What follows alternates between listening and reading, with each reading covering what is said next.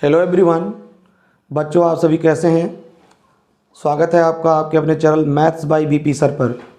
बच्चों मेरा नाम है विश्व प्रकाश श्रीवास्तव। बच्चों आज की क्लास में हम लोग पढ़ेंगे 12th मैथ्स। इससे पहले क्लास 12 मैथ्स की एक क्लास हो चुकी है बच्चों, जिसमें हम लोगों ने बेसिक से आव्यूह के बारे में पढ़ा था। आज हम शुरू करते हैं अपना दूसरा क्लास। दूसरे क्लास में हम पिछले क्लास से आगे बढ़ेंगे। पिछली क्लास में हम लोगों ने 5 टाइप्स के बारे में पढ़ा था। हमारा जो 6वां टाइप है बच्चों, वो टॉपिक है हमारा, देखिए 6वां जो टॉपिक है बच्चों हमारा वो है, हम लोग पढ़ रहे थे आव्यूह के प्रकार। समझ में आ रहा है बच्चों? हम लोग पढ़ रहे थे आव्यूह के प्रकार, जिसमें हम लोग 5 प्रकार पढ़ चुके थे। 6वां प्रकार आपके सामने मैं लिख रहा हूँ, समझते रहिएगा। देखिए शून्य या रिक्त आव्यूह।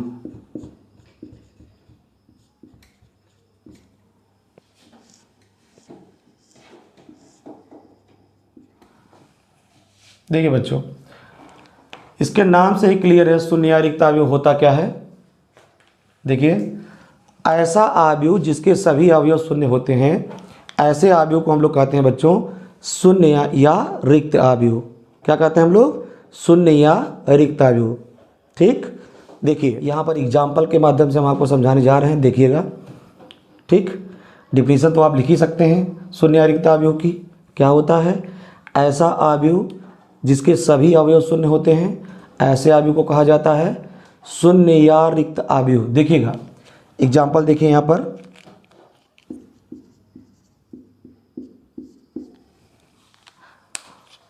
देखिए बच्चों, इसमें आपको कुछ सोचना समझना ही नहीं है। शून्य आव्यूह है तो सारे अवयव आप शून्य लिख दीजिए। सारे अवयव क्या रहेंगे? शून्य रहेंगे। ठीक है, बाकी आव्यूह कितने क्रम का है ये आप अपने हिसाब से रख सकते हैं। 2x3 का रखना चाहते हैं कि 3x2 का रखना चाहते हैं कि 2x2 का रखना चाहते हैं। ठीक है ना? तो शून्य आव्यूह में सभी अवयव शून्य होते हैं। जैसे फॉर एग्जांपल मैं यहाँ पर एक आव्यूह आपके समक्ष लिख रहा हूँ। ठीक है, 0 0 0 0 0 0। देखिए ये जो आव्यूह हमने मान रखा है आव्यूह ए, इसके सभी अवयव क्या हैं? शून्य है। इसलिए बच्चों इससे हम लोग कहेंगे ये शून्य आव्यूह है। अब जरा से इसका क्रम बता दीजिए आप, इसका क्रम क्या होगा? तो देखिए बच्चों, इसमें कितनी पंक्तियां हैं? 1 पंक्ति 2 पंक्ति। कितने स्तंभ है बच्चों? 1 स्तंभ 2 स्तंभ 3 स्तंभ। अब बताइए इस आव्यूह में 2 पंक्तियां हैं और 3 स्तंभ हैं, तो ये कितने क्रॉस कितने क्रम का ये शून्य आव्यूह होगा? बताइएगा, लिखते रहिएगा कमेंट में। तो देखिए यहाँ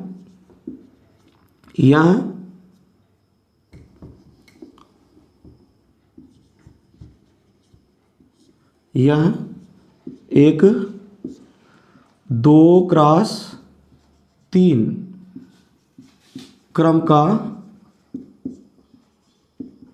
शून्य आव्यूह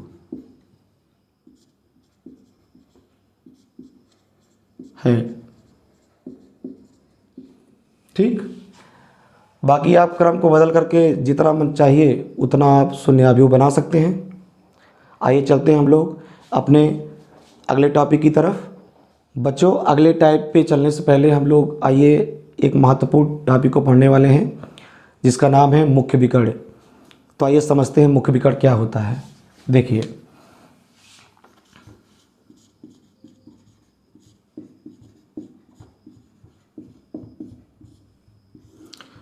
बच्चों, हम लोग मुख्य विकर्ण इसलिए समझ रहे हैं क्योंकि अभी आगे इसका यूज है।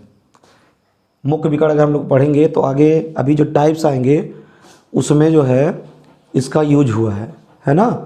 तो आपको अच्छे समझ में आएगा आगे। तो देखिए मुख्य विकर्ण क्या होता है। देखिए मुख्य विकर्ण होने के लिए बच्चों एक कंडीशन होता है कि आपका जो आव्यूह होना चाहिए, पहली बात वो वर्ग आव्यूह होना चाहिए। वर्ग आव्यूह मैं आपको पढ़ा चुका हूँ। वो चाहे 2x2 का होना चाहिए, चाहे 3x3 का होना चाहिए, चाहे 4x4 का होना चाहिए।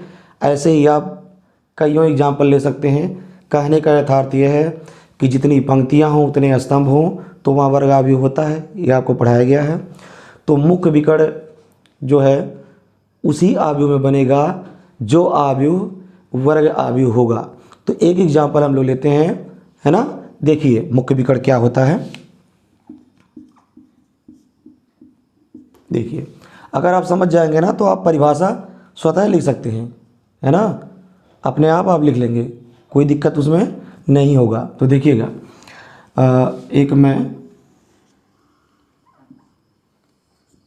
यहाँ पर वर्ग आव्यूह बना रहा हूँ। देखिए यहाँ पे मैं एलिमेंट्स ले रहा हूँ। एक एलिमेंट मैंने ले लिया 1 2 3, पहले पंक्ति का जो हमने अवयव लिया है 1 2 3, दूसरी पंक्ति का जो मैं अवयव ले रहा हूँ, कुछ भी ले सकते हैं आप, मैं समझाने के लिए एक एग्जाम्पल ले रहा हूँ। एग्जाम्पल की कोई कमी नहीं है, जितना मन उतना लीजिए आप। देखिए अगला मैं ले रहा हूँ -4 5 6, ठीक है, 7 8 9, है ना। मैंने एक एग्जाम्पल ले लिया है। इसके पहले पंक्ति में जो अवयव हैं वो हैं 1 2 3, दूसरी पंक्ति के जो अवयव हैं -4 5 6, और तीसरी पंक्ति के जो अवयव हैं 7 8 9, ठीक है। अभी बताइए ये वर्ग आव्यूह है कि नहीं? बिल्कुल है, क्योंकि इसमें देखिए कितनी पंक्तियां हैं, 1 पंक्ति 2 पंक्ति 3 पंक्ति, और कितने स्तंभ है बच्चों? 1 स्तंभ 2 स्तंभ 3 स्तंभ। तो यह जो है 3 क्रॉस 3 3 क्रॉस 3, ठीक है ना, 3 क्रॉस 3 का, यह 3 क्रॉस 3 का एक क्या है? वर्ग आव्यूह है। अब आप लोग जो है भली बात या आप लोग जानते हैं, इससे परिचित हैं कि अगर कोई भी, देखिए यहाँ बगल में समझाने का प्रयास कर रहा हूँ बच्चों, आपको ये भली बात पता है कि कोई वर्ग है, कोई आयत है, या कोई भी चतुर्भुज हो, तो आपको पता है उसमें कितने विकर्ण होते हैं? 2 विकर्ण होते हैं, ठीक है। जैसे सपोज करिए यहाँ पर मैं कोई ले रहा हूँ, वर्ग ही ले लीजिए, चलिए देखिए A B C D, इसका मैंने नामकरण कर दिया है। अब इसके कितने विकर्ण होंगे? तो आप कहेंगे सर ऐसा है, इनके सम्मुख शीर्षों को मिलाते हुए एक, है ना, मिलाते हुए एक रेखा खींच दीजिए तो वहाँ एक विकर्ण बनेगा। तो देखिए ए के सामने कौन है? C, तो A से C को अगर मिला देंगे, शीर्ष A से शीर्ष C को हम मिला देंगे तो यहाँ एक विकर्ण बना, ठीक। और अगर B से D को मिला देंगे तो ये दूसरा विकर्ण बना, ठीक। आप हंस भी रहे होंगे कि क्या समझा रहे हैं, छोटी सी बात, ऐसे बोल देना चाहिए कि विकर्ण 2 होते हैं। बिल्कुल ठीक है आप, लेकिन हमारा कार्य है कि हम आपको अच्छे तरीके से समझा पाएँ, है ना। तो जिस प्रकार से आप लोग जानते हैं वर्ग हो, आयत हो, है ना, या कोई भी चतुर्भुज हो, उसके अगर सम्मुख शीर्षों को आप मिलाएंगे तो एक विकर्ण बनता है। तो A से C को मिलाएंगे एक विकर्ण, B से D को मिलाएंगे दूसरा विकर्ण, तो 2 विकर्ण होते हैं, ठीक है। तो आइए हम लोग अपने टॉपिक की तरफ मूव करते हैं। तो बच्चों जो ये आपने एग्जाम्पल लिया है ना, इसको देखने का ज़रा सा ध्यान से देखिएगा। तो यहाँ भी आप जब परिभाषा पढ़ रहे थे तो आपने बोला था कि एक आयताकार क्रम विन्यास होता है ना। तो इसको आप देखिए तो इसमें भी 2 विकर्ण बन रहे हैं। कितने विकर्ण बन रहे हैं? 2। अरे एक ऐसे बन रहा है जो 7 5 3 से होकर के जा रहा है, क्लियर, और एक ऐसे बन रहा है जो 1 5 9 से होकर के जा रहा है। कितने विकर्ण बन रहे हैं? 2 विकर्ण बन रहे हैं बच्चों। कितने विकर्ण बन रहे हैं? 2 विकर्ण बन रहे हैं, है ना। तो 2 विकर्ण तो हैं, लेकिन हमें पता करना है कि मुख्य विकर्ण क्या होता है। तो ध्यान दीजिए, मुख्य विकर्ण उसे कहते हैं बच्चों जो बाएं हाथ के ऊपरी सिरे से, बाएं हाथ के ऊपरी सिरे से, ध्यान से सुनिएगा, बाएं हाथ के ऊपरी सिरे से दाएं हाथ के निचले सिरे, बाएं हाथ के ऊपरी सिरे से दाएं हाथ के निचले सिरे के बीच में जो विकर्ण बनता है उसे हम लोग कहते हैं बच्चों मुख्य विकर्ण, है ना। तो जरा सा देखिए, ये हमारा बायां हाथ है, बाएं हाथ को ऐसे करिए, दाएं हाथ को नीचे की तरफ करिए। अब बताइए इन दोनों हाथों के बीच में कौन सा विकर्ण बना हुआ है? तो आप कहेंगे ये वाला विकर्ण बना हुआ है 159, है ना। इसको थोड़ा सा मैं अलग कलर से घेर दे रहा हूँ। देखिए ये बच्चों,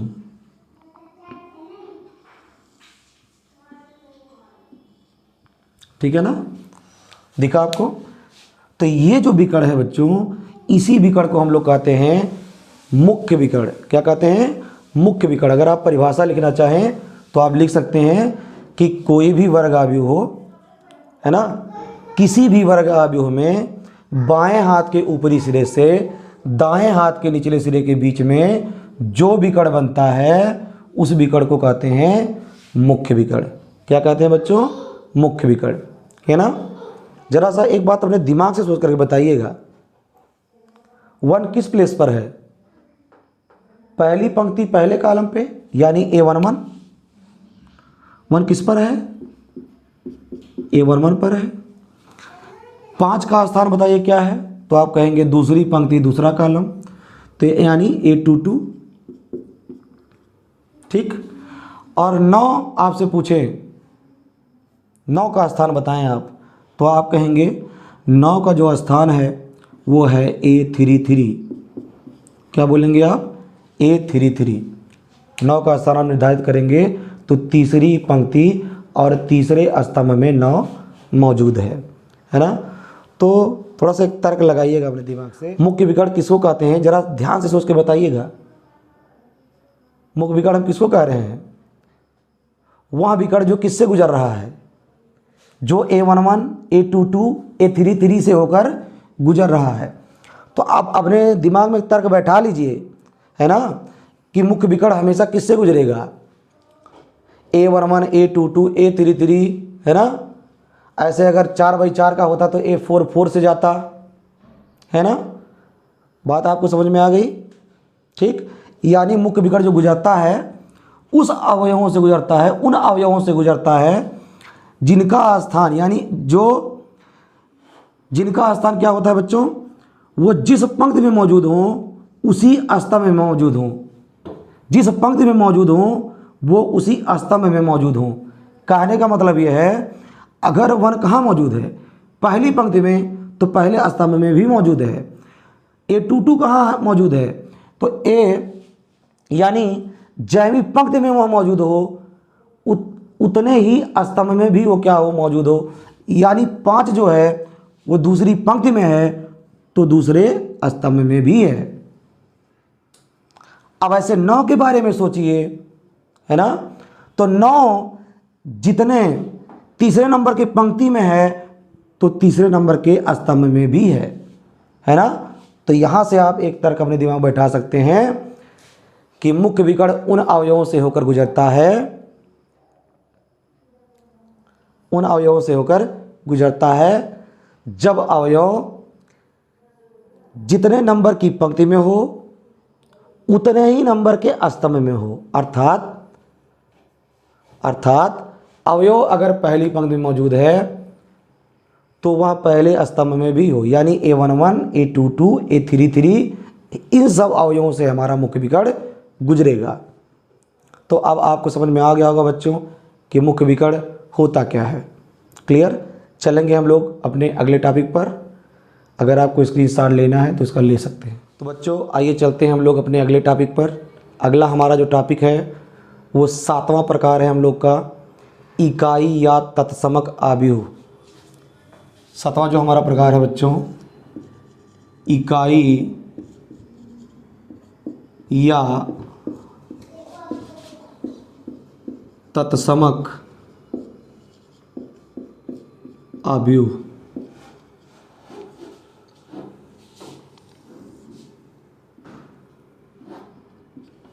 देखिए बच्चों, इसकी परिभाषा कहीं ना कहीं इसके हेडिंग में ही छिपी हुई है।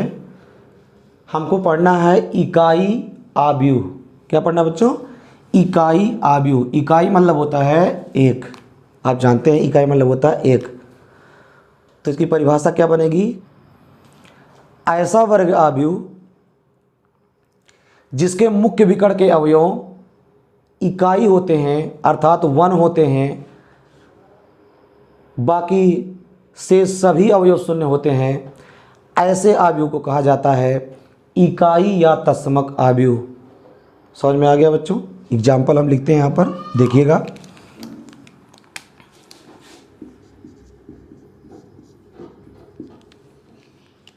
देखिए, समझिएगा।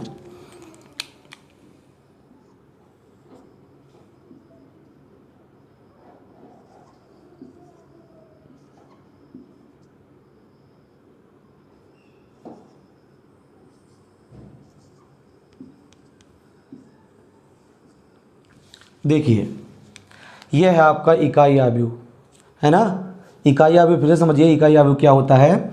इकाई अवयव देखिए, वर्ग अवयव है, कितने क्रॉस कितने क्रम का है, 3 क्रॉस 3। अरे अब तो आप समझ गए होंगे, 1 पंक्ति 2 पंक्ति 3 पंक्ति, 3 पंक्तियां हैं और कितने स्तंभ हैं, 1 स्तंभ 2 स्तंभ 3 स्तंभ, है ना। तो ये 3 क्रॉस 3 क्रम का जो है वर्ग अवयव है। ठीक, तो परिभाषा हम लोगों ने क्या पढ़ा आज, अभी पढ़ा है। तो परिभाषा हम लोगों ने क्या पढ़ा बताइए। ऐसा वर्ग अवयव जिनका मुख्य विकर्ण इकाई होता है, ऐसा वर्ग अवयव जिनका मुख्य विकर्ण इकाई होता है, अर्थात मुख्य विकर्ण में 1 1 1 रहेगा। समझ में आ रहा है। ऐसा वर्ग अवयव जिनका मुख्य विकर्ण के अवयव इकाई होते हैं, बाकी से सभी अवयव, उधर वाले कहिए चाहे इधर वाले कहिए, बाकी से सभी अवयव शून्य हो, ऐसे अवयव को कहा जाता है इकाई या तत्समक अवयव कहा जाता है। समझ में आ गया बच्चों? क्लियर है। ऐसे ही आप 2 क्रॉस 2 का भी बना सकते हैं। क्लियर? तो समझ में आ गया बच्चों आपको इकाई या तत्समक अवयव क्या होता है। इकाई या तत्समक अवयव को आई से डिनोट किया जाता है। आइडेंटिटी मैट्रिक्स इसकी अंग्रेजी होती है, तो वहीं से आई डिनोट के लिए यूज किया जाता है। तो आप इसे आई इक्वल टू करके लिख सकते हैं। क्लियर? तो बच्चों आइए चलते हैं हम लोग अपने अगले प्रकार पर। अगला जो हमारा प्रकार है 8वां, वह है विकर्ण अवयव।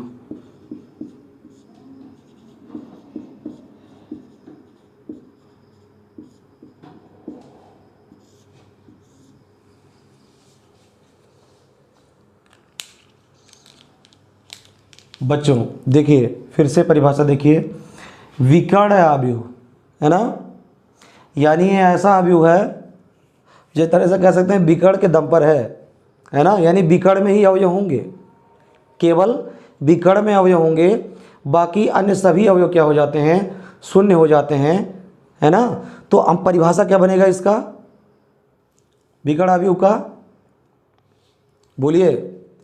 ऐसा वर्ग अवयव जिसके मुख्य विकर्ण के अतिरिक्त शेष सभी अवयव शून्य हो जाते हैं, ऐसे अवयव को कहा जाता है विकर्ण अवयव, है ना। तो एग्जाम्पल लेते हैं।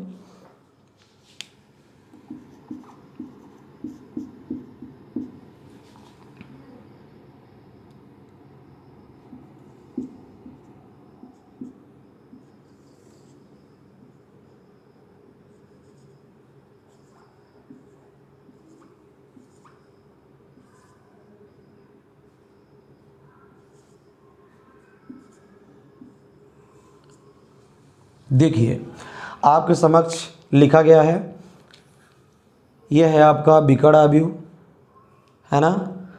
देखिए, इस अवयव में केवल आप जो अवयव देखने को पा रहे हैं, अवयव तो सब जगह है ना, मुख्य विकर्ण के अतिरिक्त, ठीक है ना, फिर से बोल रहा हूँ मैं, मुख्य विकर्ण के अतिरिक्त बाकी से सभी अवयव शून्य। देखिए उधर वाले भी सभी अवयव, यह मुख्य विकर्ण है, यह मुख्य विकर्ण है, उधर वाले भी अवयव शून्य हैं, इधर वाले भी अवयव शून्य हैं, है ना। तो मुख्य विकर्ण के अतिरिक्त से सभी अवयव शून्य होते हैं। तो परिभाषा क्या बना हम लोग का कि विकर्ण अवयव ऐसा वर्ग अवयव है जिसके मुख्य विकर्ण के अतिरिक्त शेष सभी अवयव शून्य होते हैं, ऐसे अवयव को कहा जाता है बच्चों विकर्ण अवयव। क्या कहा जाता है बच्चों, विकर्ण अवयव कहा जाता है। अब देखिए, अब इकाई या तत्समक अवयव और विकर्ण अवयव की तुलना करिए। तो मैं आपसे पूछूंगा, सोच समझ करके जवाब दीजिएगा, कमेंट में लिखिएगा कि 7वें टाइप में मेरा आंसर सर ये है ना। देखिए लिखेंगे आप तो आपको कहीं ना कहीं हमेशा के लिए वो याद हो जाएगा, है ना। ऐसे आप केवल देख करके रख देंगे तो कोई उसका मतलब नहीं रह जाएगा, ठीक है ना। देखिए इकाई आव्यूह और विकर्ण आव्यूह में आप तुलना करिए। हम आपसे पूछेंगे क्या इकाई आव्यूह विकर्ण आव्यूह है? बोलिए, हम आपसे पूछ रहे हैं क्या इकाई आव्यूह विकर्ण आव्यूह है?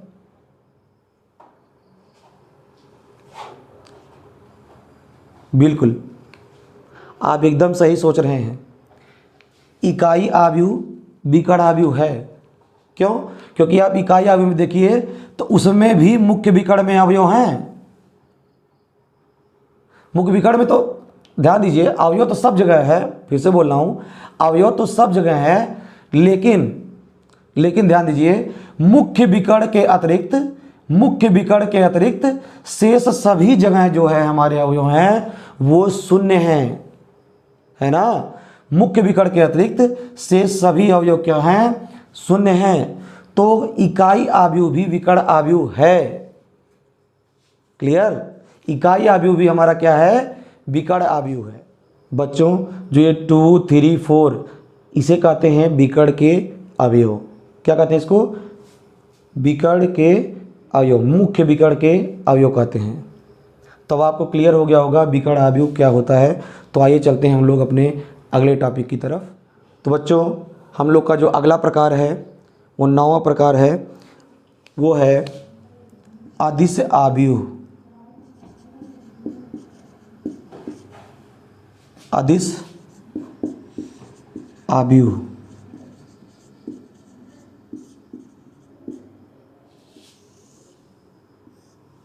ठीक है। तो समझते हैं अदिश आव्यूह क्या है। देखिए बच्चों, अदिश आव्यूह एक ऐसा वर्ग आव्यूह है जिसके मुख्य विकर्ण के सभी अवयव बराबर होते हैं, शेष सभी तत्व शून्य होते हैं। ऐसे आव्यूह को कहा जाता है अदिश आव्यूह। तो आइए एक एग्जाम्पल के माध्यम से हम लोग समझते हैं। देखिए एग्जाम्पल मैं उधर ले रहा हूँ।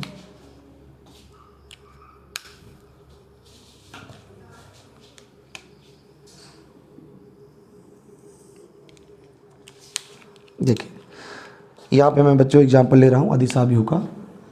फिर से एक बार लिख दे रहा हूँ यहाँ पर।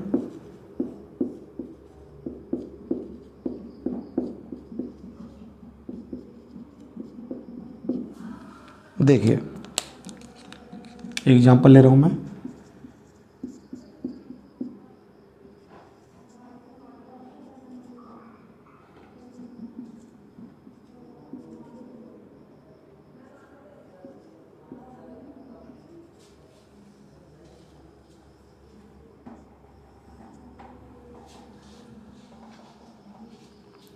देखिए बच्चों हमने एक एग्जाम्पल लिया है।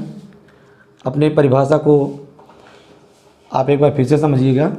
देखिए मैंने आपको बताया कि अदिश आव्यूह एक ऐसा वर्ग आव्यूह है, ठीक, जिसके मुख्य विकर्ण में अवयव जो होते हैं वो समान होते हैं और शेष सभी तत्व क्या होते हैं? शून्य होते हैं। उसे हम लोग कहते हैं अदिश आव्यूह कहते हैं। समझ में आया? एग्जाम्पल के माध्यम से मैंने आपको समझाने का प्रयास किया है। ऐसे ही आप ढेर सारे एग्जाम्पल बना सकते हैं। इस अदिश आव्यूह का कहने का मतलब ये हुआ कि जो मुख्य विकर्ण के अवयव हैं वो सभी समान हों, चाहे 1, 1, 1 हो, चाहे 2, 2, 2 हो, चाहे 3, 3, 3 हो, चाहे 4, 4, 4 हो। कहने का यथार्थ है कोई भी यहाँ पर अवयव हो, जो भी यहाँ रहे वहीं यहाँ रहे, वहीं यहाँ रहना चाहिए, और इसके अतिरिक्त जो भी अवयव उधर हैं या इधर हैं वो शून्य होना चाहिए, है ना। अब एक फिर प्रश्न आपसे मैं पूछने जा रहा हूँ। बच्चों आप बताइए हमें कि क्या इकाई आव्यूह अदिश आव्यूह है? सोच के बताइए।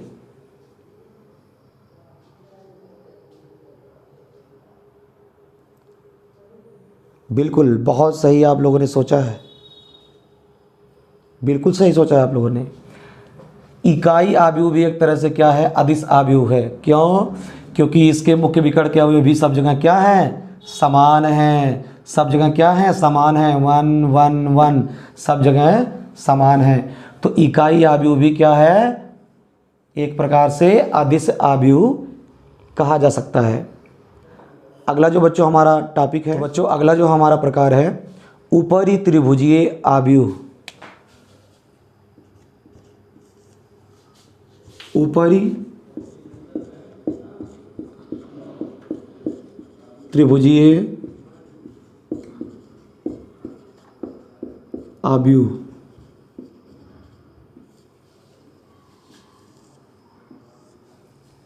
ऊपरी त्रिभुजीय आव्यूह। तो बच्चों आइए सीधे हम लोग समझते हैं एग्जाम्पल के माध्यम से। देखिए बच्चों, घबराने की कोई ज़रूरत नहीं है। आप, मैं बार बार समझा रहा हूँ तो बोल भी रहा हूँ डिफिनीसन, आप चाहे तो लिख लीजिए, चाहे तो आप लिख सकते हैं, है ना। तो ऊपरी त्रिभुजीय आव्यूह क्या होता है, देखिएगा मैं आपको परिभाषा बता ही देता हूँ। ऐसा वर्ग आव्यूह जिसके मुख्य विकर्ण के, ध्यान दीजिएगा, ऐसा वर्ग आव्यूह जिसके मुख्य विकर्ण के नीचे के अवयव शून्य होते हैं, ऐसे वर्ग आव्यूह को कहा जाता है ऊपरी त्रिभुजीय आव्यूह। एग्जाम्पल देखिए, ऐसा वर्ग आव्यूह, देखिए ऊपरी त्रिभुजीय है ना, यानी सब कुछ जो आव्यूह है मेन उसका जो एलिमेंट्स है कहाँ पर है, ऊपरी त्रिभुजीय। फिर से बोलूँगा, एलिमेंट तो सब जगह है भाई। इसकी परिभाषा क्या कहती है कि ऐसा वर्ग आव्यूह जिसके मुख्य विकर्ण के नीचे के अवयव क्या होते हैं, शून्य होते हैं, उन्हें कहा जाता है ऊपरी त्रिभुजीय आव्यूह। देखिए यहाँ पर मैं एक एग्जाम्पल ले रहा हूँ।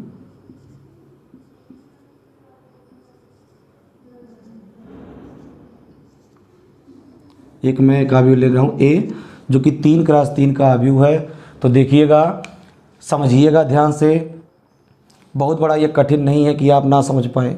देखिए ये मुख्य विकर्ण होता है, ठीक। तो मुख्य विकर्ण के नीचे के जो अवयव देख रहे हैं आप, सब शून्य हैं, है ना, सब क्या है, शून्य है। इधर देखिए, इधर मुख्य विकर्ण से इधर सारे एलिमेंट्स मौजूद हैं, 1 4 -6 2 8 3। अब मुख्य विकर्ण के नीचे जो भी अवयव होगा उसे शून्य ही होना होगा, तभी ऊपर त्रिभुजीय कहा जाएगा। यानी मुख्य विकर्ण के नीचे, है ना, शून्य के अलावा कोई और नंबर नहीं होना चाहिए, तभी हम उसको बोलेंगे ऊपरी त्रिभुजीय आव्यूह। क्लियर हो गया। अब हम लोग बच्चे जानेंगे निम्न त्रिभुजीय आव्यूह। अगला जो हमारा टॉपिक है निम्न त्रिभुजीय आव्यूह।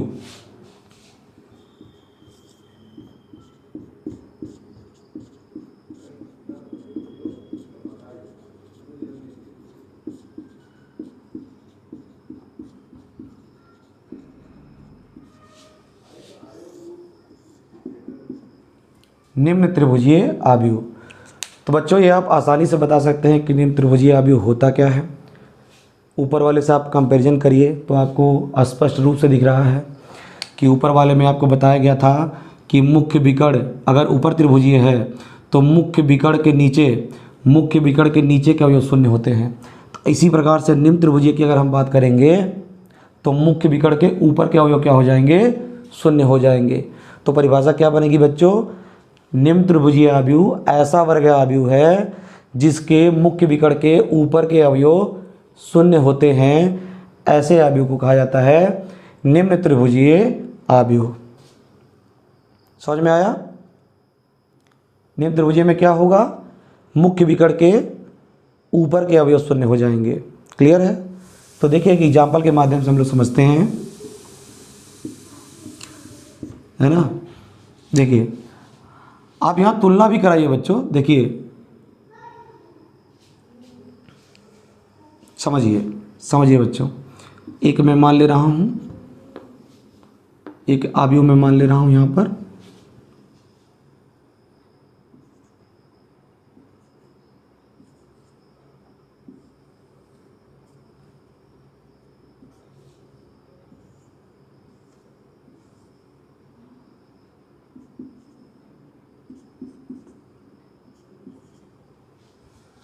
देखिए बच्चों इस एग्जाम्पल को आप समझने का प्रयास करिए।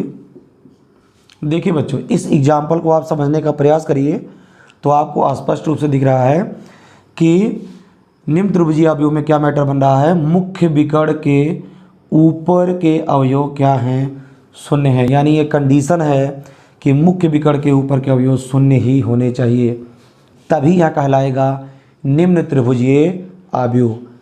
क्लियर है बच्चों? तो आपको उम्मीद करता हूँ ऊपर त्रिभुजीय अवयव और निम्न त्रिभुजीय अवयव समझ में आ गया होगा, है ना। और आप अपने से भी बनाने का प्रयास करिए, एक रफ लेकर के बैठिए। जब आपको मैं कोई एग्जाम्पल दे के समझाऊँ तो आप उसको भी उतारिए, समझिए भी, और अपने से 2-4 एग्जाम्पल बनाने का प्रयास करिए। जब आप अपने से भी कुछ एग्जाम्पल बनाएंगे तो आपके मन में एकदम बैठ जाएगा हमेशा के लिए, आपको याद नहीं करना पड़ेगा ये सब परिभाषाएं, है ना। एग्जाम्पल देखते ही आप बता देंगे कि कौन सा ऊपर त्रिभुजीय अवयव है और कौन सा निम्न त्रिभुजीय अवयव है। ऐसे ही जितने भी मैंने अभी तक प्रकार में पढ़ाया हुआ है, सारी चीज़ें बहुत आसान हैं अगर आप समझ करके पढ़ें। देखिए, हमेशा समझ करके पढ़ने का प्रयास कीजिए और रटने का प्रयास मत किया कीजिए। तो बच्चों, चलते हैं हम लोग अपने अगले टॉपिक की तरफ।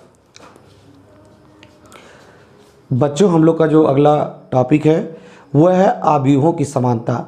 तो आइए देखा जाए।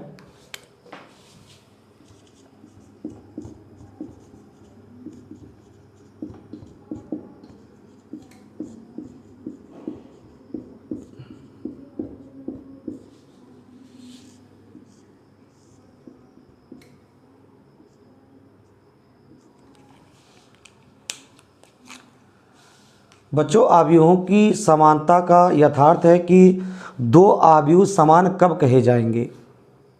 ठीक, तो इसकी 2 शर्तें होती हैं। पहले मैं लिखता हूं, आप उसको देखिए, फिर मैं आपको समझाऊंगा।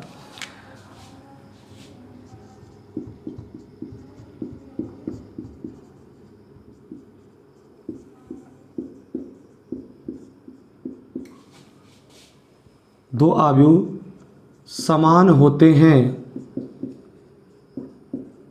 समान होते हैं यदि पहली शर्त है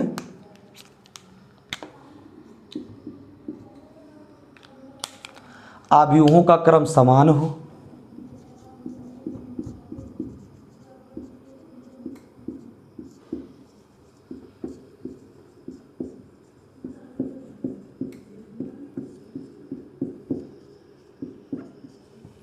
दूसरी शर्त है बच्चों, संगत अवयव बराबर हों।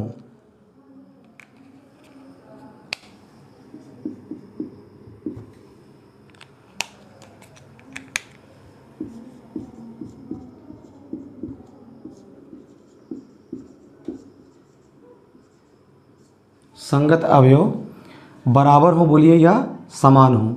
अवयवों का क्रम समान हो, दूसरा होता है संगत अवयव बराबर हो।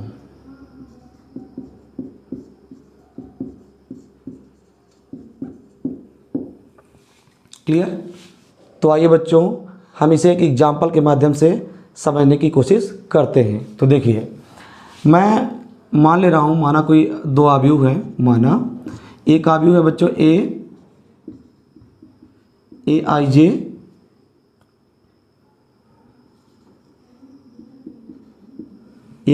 जे, जो कि m क्रॉस n क्रम का अवयव है, और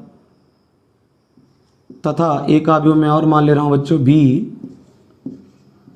बी आई जे, जो कि r क्रॉस s क्रम का अवयव है। अरे रुकिए जरा सा, समझिए पहले। आप कहेंगे कि देखिए कहाँ ऑर्डर बराबर है। अरे भाई, हम कंडीशन अभी तैयार कर रहे हैं ना, अभी आपको सब समझ में आएगा, कोई दिक्कत की बात नहीं है। देखिए, ये 2 मैंने अवयव मान रखे हैं। ठीक, ये 2 अवयव मैंने मान रखे हैं। ये 2 अवयव समान कब कहे जाएंगे? जब इनकी अवयवों का क्रम क्या हो? समान हो। अर्थात जितने पंक्ति इसमें हो उतने पंक्ति उसमें हो, जितने स्तंभ इसमें हो उतने स्तंभ उसमें हो। तो देखिए, तो मैंने 2 अवयव यहाँ माना, ये दोनों अवयव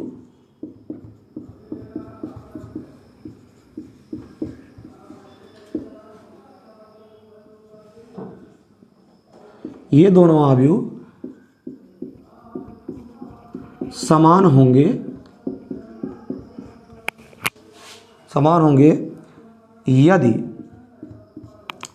यदि ए में पंक्तियों की संख्या बराबर बी में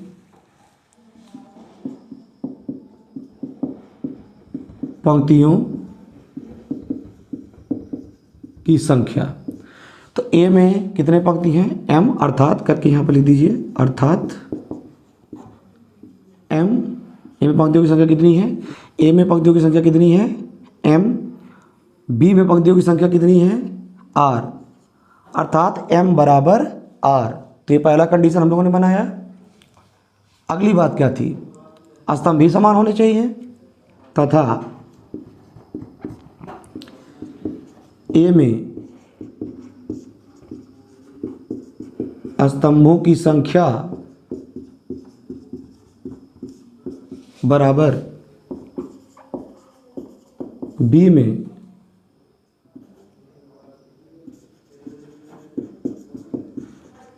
स्तंभों की संख्या। तो ए में कितने स्तंभ हैं बताइए? n स्तंभ हैं। और बी में कितने स्तंभ हैं? यस स्तंभ हैं। ठीक। तो ए में स्तंभों की संख्या बी में स्तंभों की संख्या के समान होना चाहिए, अर्थात n बराबर यस। तो एक पहला कंडीशन देखिए यहाँ पर सेटिस्फाइड हो गया। सेकंड कंडीशन को भी हम लोग देख लेते हैं। संगत अवयव बराबर हों। तो ए का आइजेवा अवयव, ठीक है, यहां पे लिख दें बगल में।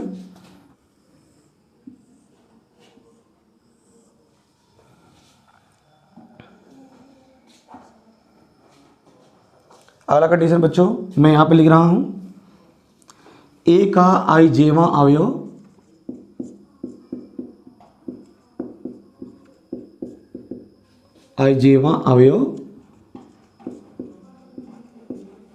बराबर बी का आइजेवा अवयव, अर्थात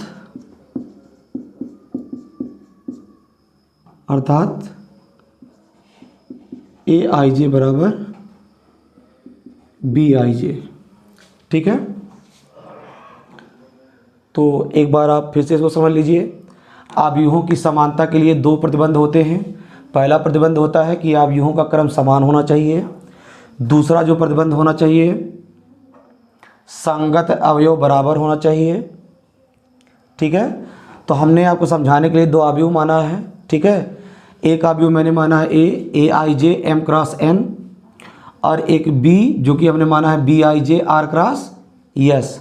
ये दोनों अवयव समान होंगे। कब होंगे? जब ए में पंक्तियों की संख्या बी में पंक्तियों की संख्या के क्या हो? बी में पंक्तियों की संख्या के बराबर हो, अर्थात small M is equal to small R. देखिए स्मॉल एम क्या है? ए में पंक्तियों की संख्या है, तो ए में पंक्तियों की संख्या एम, बी में पंक्तियों की संख्या आर के क्या होना चाहिए? बराबर होना चाहिए। अगला कंडीशन क्या? ए में स्तंभों की संख्या बी में स्तंभों की संख्या के बराबर होना चाहिए। क्लियर है? अर्थात ए में कितने स्तंभ हैं? एन स्तंभ हैं, और बी में कितने स्तंभ हैं? यस स्तंभ हैं। क्लियर हो गया? अब अगला कंडीशन को भी समझ लीजिए। संगत अवयव बराबर हों। तो यहाँ पर देखिए ए का आइजेवा अवयव बी का आइजेवा अवयव के क्या होना चाहिए? बराबर होना चाहिए, अर्थात ए आई जे बराबर बी आई जे। ठीक है बच्चों, ये जो अंदर आपने मैट्रिक्स में ए आई जे और बी आई जे लिखा है, इससे घबराने की कोई ज़रूरत नहीं है ना। जितने क्रॉस जितने का अवयव है उतने क्रॉस उतने का हम अवयव तैयार कर सकते हैं। अभी क्वेश्चन में भी आएगा जब हम एक्सरसाइज लगाएंगे तब। क्लियर है? तो वहाँ आपको और स्पष्ट हो जाएगा कि कैसे इसको सिंबल में इन्होंने लिखा है। ठीक है। वहाँ पर जो है प्रश्न में ए आई जे देगा, यानी एक फंक्शन की तरीके से आपको देगा एक फंक्शन ए आई जे का बना करके, और आपसे बोलेगा 2x2 का आव्यूह तैयार करिए। तो भाई आपको 2x2 का आव्यूह बनाने के लिए क्या क्या चाहिए होता है बताइए, यहाँ लिख दे रहा हूँ मैं। 2x2 का आव्यूह बनाने के लिए आपको क्या क्या चाहिए होता है? A11 चाहिए होता है, A12 चाहिए होता है, A21 चाहिए होता है, A22 चाहिए होता है ना। वहाँ पर एक आव्यूह आपको बना के देगा फंक्शन की तरीके से। आपको कहा जाएगा कि आप 2x2 का एक आव्यूह तैयार कर दीजिए, तो उसमें i की जगह पे 1 रखोगे, j की जगह पे 1 रखोगे तो A11 निकलेगा, i की जगह पे 1 रखोगे, j की जगह पे 2 रखोगे तो A12 निकलेगा, i की जगह पे जब 2 और j की जगह पे 1 रखोगे तो A21 निकलेगा, और i और j दोनों जगह पे 2 2 रख देंगे तो A22 निकलेगा। जब ये चारों एलिमेंट्स निकल जाएंगे तो हम आव्यूह में इसको क्या कर देंगे, रख देंगे। ठीक है, तो ये आई जे जो है ये मैट्रिक्स है, सिंबल फॉर्म में लिखे गए हैं। क्लियर? ए आई जे आपको वहां पर क्या दिया जाएगा, फंक्शन के टाइप का दिया जाएगा, जिसमें आपसे कहा जाएगा कितने क्रॉस इतने का क्या कर दीजिए, आव्यूह बना दीजिए। ठीक, अब चलेंगे हम लोग आगे। अब आइए हम लोग इसके एग्जाम्पल को समझते हैं। एक एग्जाम्पल हम लेते हैं समान आव्यूह के। समान आव्यूह क्या होता है हमने आपको बताया, इसका एक एग्जाम्पल मैं ले रहा हूं। देखिए देखिए बच्चों, बहुत ज़्यादा बड़ा नहीं ले रहा हूं एग्जाम्पल, छोटा सा ले रहा हूं। 2 5 6 7 एक आव्यूह है, और एक आव्यूह मैं और लिख रहा हूं 2 5 6 7।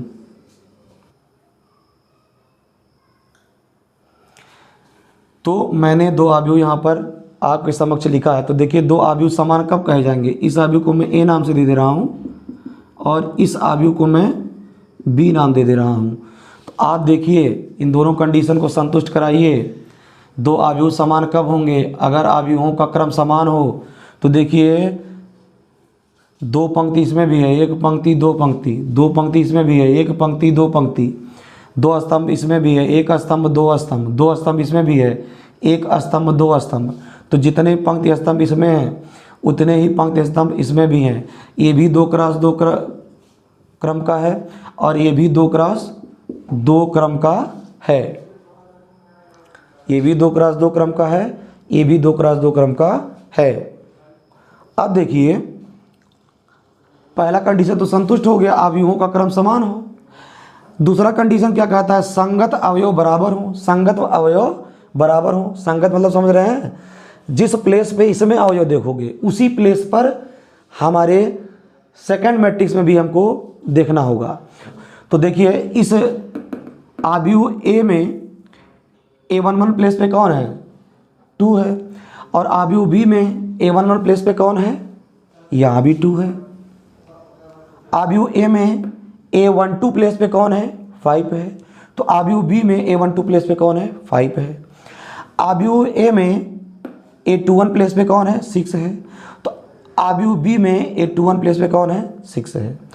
आव्यूह ए में A22 प्लेस पे 7 है। तो आव्यूह बी में भी A22 प्लेस पर 7 है। तो आपने क्या देखा, जिस प्लेस पे जो एलिमेंट ए आव्यूह में है उसी प्लेस पर सेम एलिमेंट बी आव्यूह में भी है। तो दोनों ही शर्तें यहाँ पर पूरी हो रही हैं। कौन कौन सी शर्तें, आव्यूह का क्रम समान होना चाहिए, संगत अवयव बराबर होना चाहिए, है ना। दोनों ही शर्तें पूरी हो रही हैं। अतः बताइए आव्यूह ए बी के क्या हो जाएगा, समान हो जाएगा। हो जाएगा कि नहीं हो जाएगा, समझ में आ गया। तो बच्चों पहले एक्सरसाइज की तरफ अब हम लोग चलेंगे, क्योंकि पहले एक्सरसाइज के पहले आने वाले सारे टॉपिक्स को हम लोगों ने क्या कर लिया है, कवर कर लिया है। अब जो टॉपिक्स आएंगे वो फर्स्ट एक्सरसाइज के बाद हम लोग उसको पढ़ा जाएगा। तो चलते हैं हम लोग अब एक्सरसाइज की तरफ, आइए चलते हैं। तो बच्चों प्रश्नावली 3.1 का पहला सवाल मैंने बोर्ड पर लिखा हुआ है। आइए इस सवाल को हम लोग करते हैं। तो देखिए देखिए बच्चों, एक अवयव दिया हुआ है, ठीक, और हमसे पूछा जा रहा है अवयव की कोटि बताइए, अवयवों की संख्या बताइए, और अवयव A13, A21, A33, A24, A23 बताइए।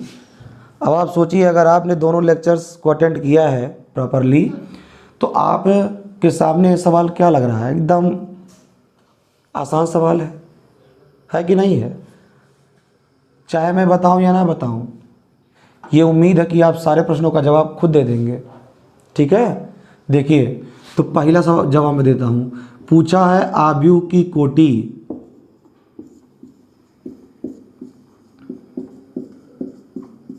ठीक है, अवयव की कोटि। तो बताइए अवयव की कोटि क्या है? कोटि आपको बताया गया है। देखिए, एक पंक्ति, दो पंक्ति, तीन पंक्ति। तो कितने पंक्ति इसमें? तीन पंक्ति हैं। कितने स्तंभ में? कितने स्तंभ हैं?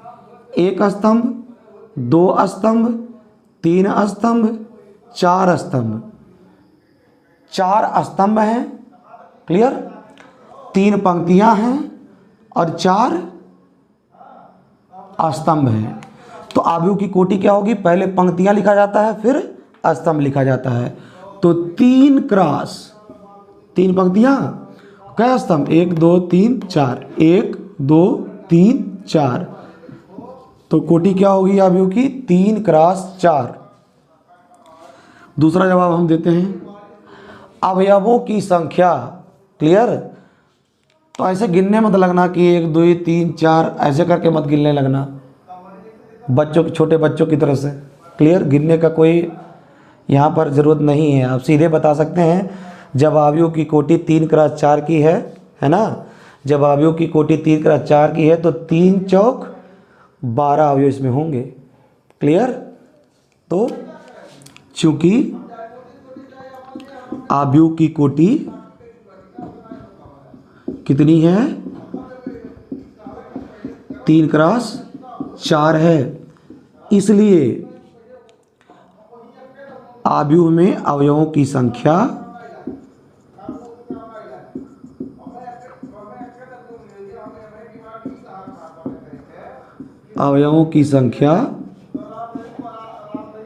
कितनी हो जाएगी बताइए? 3 चौके 12, तो 12 अवयव हैं। तो आइए हम लोग तीसरा लगाते हैं। तीसरा है अवयव A13। 1 मतलब पहली पंक्ति, 3 मतलब तीसरा स्तंभ।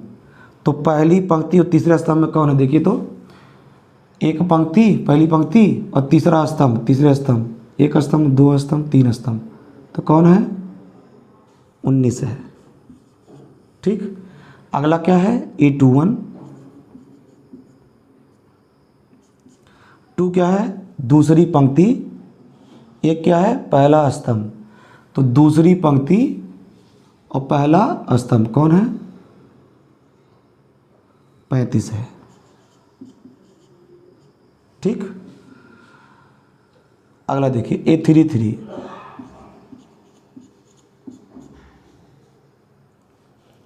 देखिए, तीसरी पंक्ति, तीसरा स्तंभ। तो तीसरी पंक्ति है ना, और तीसरा स्तंभ, तीसरा, पहला, दूसरा, तीसरा, तीसरी पंक्ति, तीसरा स्तंभ कौन है भाई? -5, ठीक है। अब A24 बताना है। दूसरी पंक्ति, चौथा स्तंभ। दूसरी पंक्ति, चौथा स्तंभ कौन है? 12। A23। दूसरी पंक्ति, तीसरा स्तंभ कौन है भाई? दूसरी पंक्ति, तीसरा स्तंभ कौन है? 5/2 है, क्लियर है। कोई दिक्कत है किसी को? कोई दिक्कत तो बताइए, ना समझ में आए तो बताइएगा, ठीक है ना। तो मैं हट जाता हूँ, आप चाहिए तो स्क्रीनशॉट इसका ले सकते हैं। दोनों को आप देखिए, दोनों ही सेम हैं। तो एक मैं बता दे रहा हूँ, एक आप खुद कर लीजिएगा, होमवर्क कर लीजिएगा, बहुत ही आसान है। फिर भी अगर दिक्कत होगी तो पूछिएगा, है ना, वैसे दिक्कत नहीं होगी, सिमिलर है इसलिए मैं एक लगा रहा हूँ, एक आपके लिए होमवर्क कर दे रहा हूँ। तो देखिए मैं तीसरा आपके लिए होमवर्क कर दे रहा हूँ, मैं दूसरा आपको बता दे रहा हूँ। तो चलिए क्वेश्चन नंबर 2 को मैं बताता हूँ। अब मैं क्वेश्चन नंबर 3 को मिटा दे रहा हूँ। क्लियर? आप चाहिए तो स्क्रीनशॉट ले सकते हैं। दूसरा मैं बता रहा हूँ, तीसरा आप होमवर्क कर लीजिएगा। अगर दिक्कत होगी तो पूछ सकते हैं, ऐसा कोई बात नहीं है कि मैं ज़बरदस्ती आपसे बोलूँगा कि इसको लगाइए। अगर ना लगा पाइए तो क्या कर लीजिएगा, इसको आप पूछ सकते हैं। वैसे हो ही नहीं सकता कि आप ना लगा पाएँ। जैसे मैं दूसरा बताऊँगा, तीसरा आप ऐसे तुरंत चुटकियों में आप लिख करके या लगा करके आप बता सकते हैं। ठीक है? तो तीसरे क्वेश्चन को मैं मिटा दे रहा हूँ यहाँ से।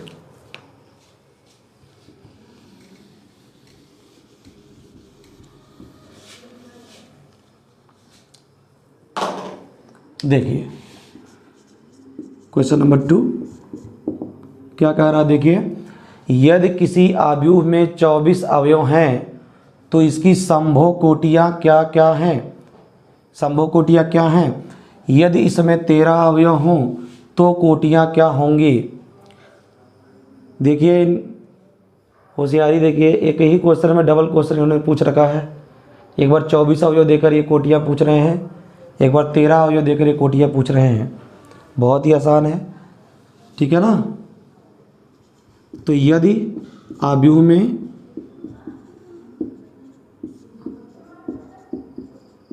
24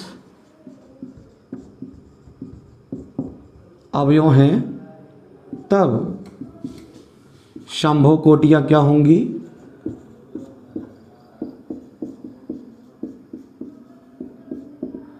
एकदम आसान, जितने भी संभावित कोटि आप बना सकते हैं 24 अवयव को लेकर के सब बताना है। तो एक पंक्ति 24 स्तंभ लेकर भी मैं बना सकता हूँ, तो एक क्रॉस 24 भी बन गया। और एक 24 पंक्ति एक स्तंभ लेकर बना सकता हूँ, तो एक क्रम बन गया 24 क्रॉस 1। और एक मैं 2 पंक्ति 12 स्तंभ लेकर बना सकता हूँ, और ये 12 दूना 24, सब जगह हो जाओ आप 24 पाओगे। 2 पंक्ति 12 स्तंभ को लेकर बना सकता हूँ, तो 2 क्रॉस 12, ठीक है। और एक 12 पंक्ति और 2 स्तंभ लेकर बना सकता हूँ, तो 12 क्रॉस 2।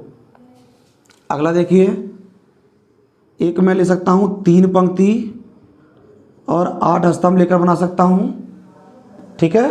तो 3 क्रॉस 8 एक बन जाएगा। एक 8 पंक्ति और 3 स्तंभ लेकर बना सकता हूँ, तो एक 8 क्रॉस 3 बन जाएगा, ठीक है। एक बना सकते हैं हम 4 पंक्ति 6 स्तंभ को लेकर के, तो 4 छक 24 यहाँ भी आ जाएगा, यानी 4 क्रॉस 6 एक बनेगा। और 6 पंक्ति और 4 स्तंभ ले लेंगे तो एक क्रम और बन जाएगा 6 क्रॉस 4, ठीक है। और कोई सोच करके आप बताइए, तो हमें नहीं लगता इसके अलावा और कोई बन पाएगा। क्लियर है? इतने ही बनेंगे, सब जगह 24 अवयव आएंगे। 24 एकम 24, 24 12 दूना 24, 12 दूना 24, 3 अट्ठे 24, 8 त्रिक 24, 4 छक 24, 6 चौक 24। तो सब जगह जो है अवयव की संख्या 24 ही आएगी। तो मैंने क्या किया है, 24 अवयव को लेकर के जितनी संभावित कोटियाँ बन सकेंगी मैंने आपके समक्ष लिखा है। समझ में आ गया? अब देखिए ये हमारा इसी में एक ए प्रश्न हो गया, ए, और एक बी प्रश्न है इसमें। यदि इसमें 13 अवयव हों तो कोटियाँ क्या होंगी? बहुत सिंपल है भाई, 13 अवयव तो 2 ही बनेगा, एक क्रॉस 3 बन सकता है और एक 13 क्रॉस 1 बन सकता है। और कोई बताइए? नहीं बनेगा।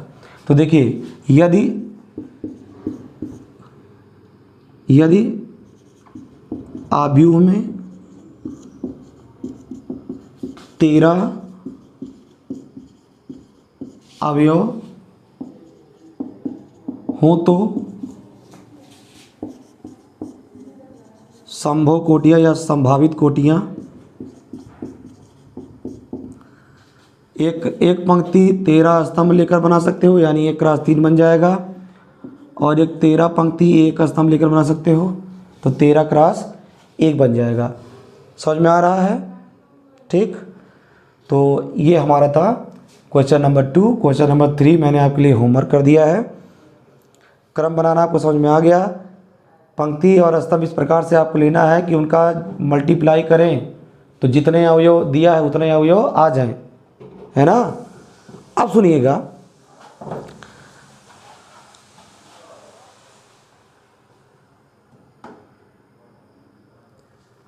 अब बच्चों एक सूचना यह है कि आप सभी लोग जब भी आप क्लासेस को देखें तो 1080 पी पर करके देखें या 720 पी पे करके देखें, है ना। यानी आप क्वालिटी आपके हाथ में है, सेटिंग में जा कर के आप क्वालिटी को और बढ़ा सकते हैं। चाहे 720 पी पे देखिए, चाहे 1080 पी पे देखिए। अगर इतने पे आप देखेंगे तो आपको पूर्ण रूप से बोर्ड पे लिखी गई सारी चीज़ें स्पष्ट रूप से दिखाई देंगी। आप लोग क्वालिटी को लो करके देखते हो, क्वालिटी अगर आप लो करेंगे तो थोड़ी सी आपको दिक्कतें हो सकती हैं। आपके हाथ में सारी कंट्रोल्स हैं। आप चाहेंगे तो अपने हिसाब से ब्राइटनेस भी आप तेज़ कर लीजिए, है ना। मोबाइल की ब्राइटनेस भी आप ठीक कर सकते हैं और यहाँ पर जो है क्वालिटी को भी आप बढ़ा सकते हैं, घटा सकते हैं, है ना। यहाँ तक कि आप स्पीड को भी कम या ज़्यादा कर सकते हैं, ठीक है। तो आप लोग जो है इन क्वालिटी में अगर आप देखेंगे तो आपको बोर्ड पर लिखी गई सारी चीज़ें एकदम स्पष्ट रूप से दिखाई देंगी, कोई भी दिक्कत महसूस नहीं होगा। यहाँ से पूरी कोशिश की जाती है आपको किसी प्रकार का दिक्कत ना हो, है ना। पूर्ण रूप से स्पष्ट तरीके से लिखा जाता है ना, और आपको समझाया जाता है। इसी क्वेश्चन के साथ हम अपने क्लास को यहीं पर एंड करेंगे। आप सभी का बहुत बहुत धन्यवाद।